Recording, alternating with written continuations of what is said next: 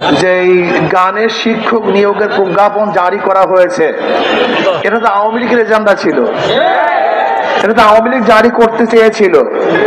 আওয়ামী লীগ গানের শিক্ষক নিয়োগ দিবে, কিন্তু মুসলমান এবং উলামায়ে কেরামের আন্দোলনের কারণে নিতে পারে নাই।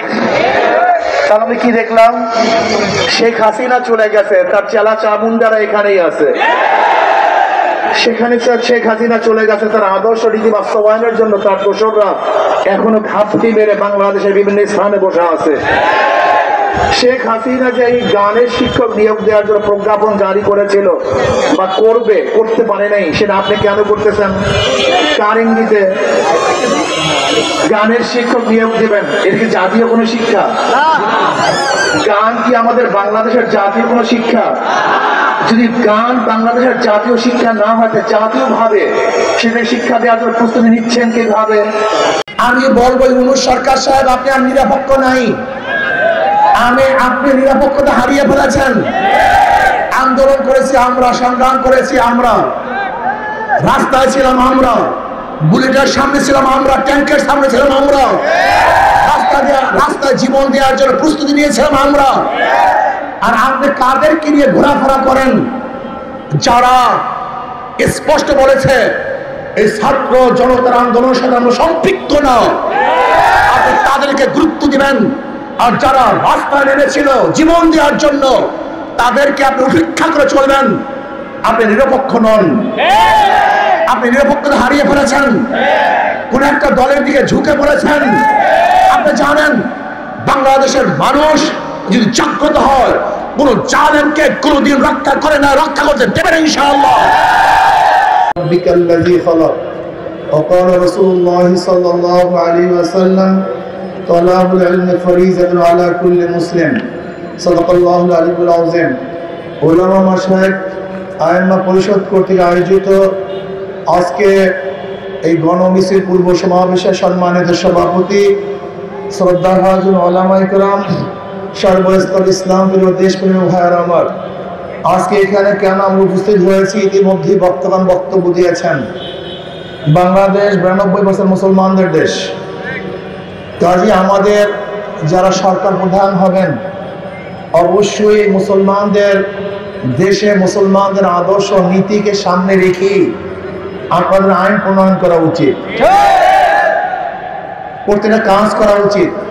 কিন্তু দুঃখের বিষয় হলো, এই 92% মুসলমানদের দেশে যারা শাসক ছিল, তারা মুসলমানদের দিকে লক্ষ্য করে কোনো আইন প্রণয়ন করতে পারেনি। বরং সবসময় তাদের মাথার মধ্যে চিন্তা ছিল, ভাবনা ছিল, ইসলামকে কিভাবে ধ্বংস করা যায়।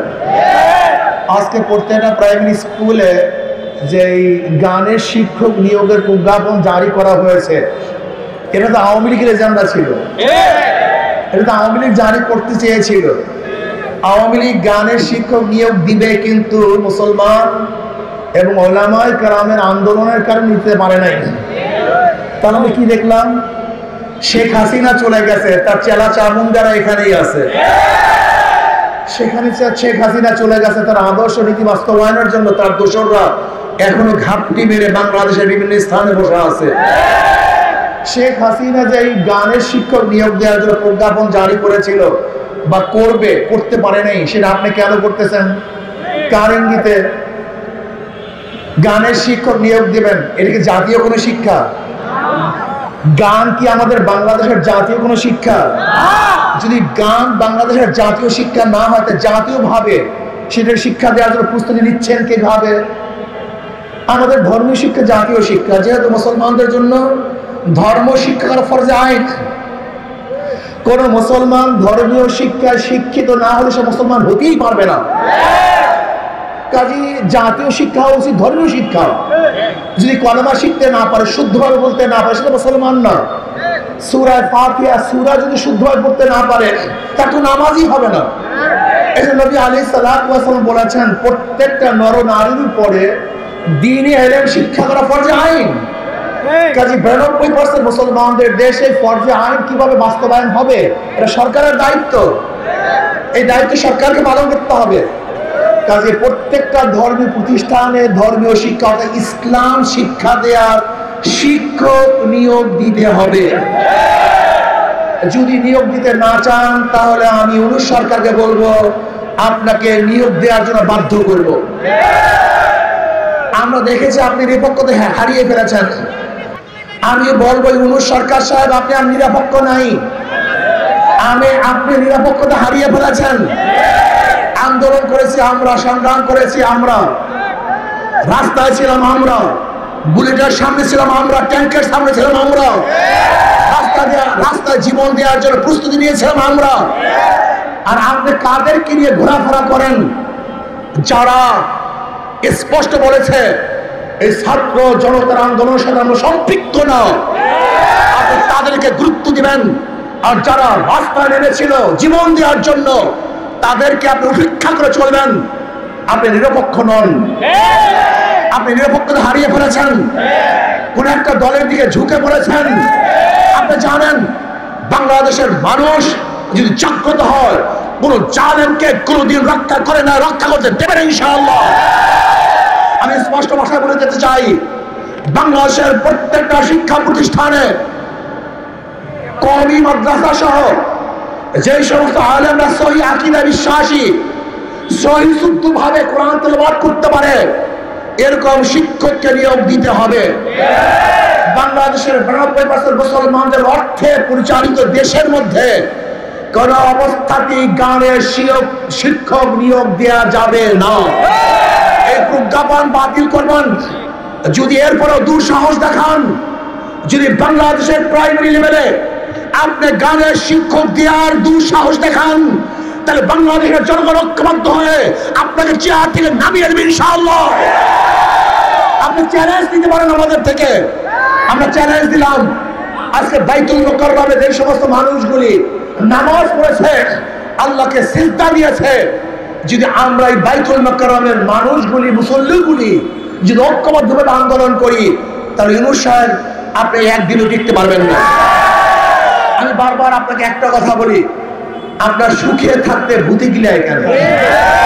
আপনি ভালো আছেন, ভদ্র মানুষ, শিক্ষিত মানুষ, আমাদের দেশে গৌরব। আপনি ভারতের এজেন্ডা পালন করবেন কেন? এই গান বাজনা ভারতের কৃষ্টি কালচার সংস্কৃতি, এটা বাংলাদেশের মানুষের সংস্কৃতি নয়, বরং এটা আমাদের জন্য হারাম। অনেক গান বাদ্য আমাদের জন্য হারাম।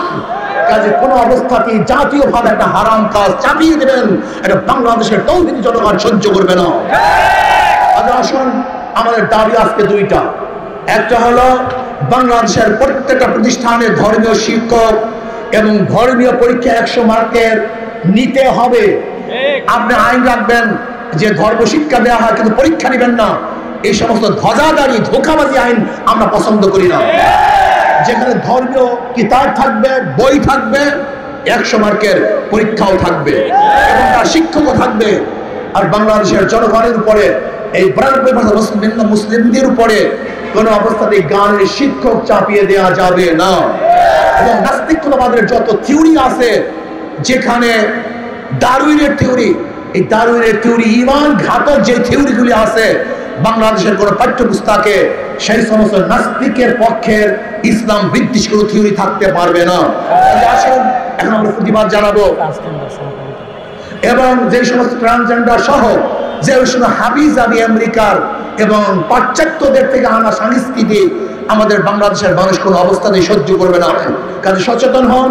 এই দেশটাকে ধ্বংস করার চক্রান্ত আগের থেকেই চলতেছিল, এখনো চলতেছে, ভবিষ্যতেও চলবে। আর বাংলাদেশের মুসলমান আগের থেকে সজাগ ছিল, এখনো সজাগ আছে, ভবিষ্যতে ইনশাআল্লাহ তারা সজাগ থাকবে। আন্দোলন সংগ্রাম করে সমস্ত বাতিলদের সমস্ত কালো হাতকে ভেঙে চুরমার করে ফেলবে ইনশাআল্লাহ। আল্লাহ আমাদের সবাইকে কবুল করুন। এখন আমরা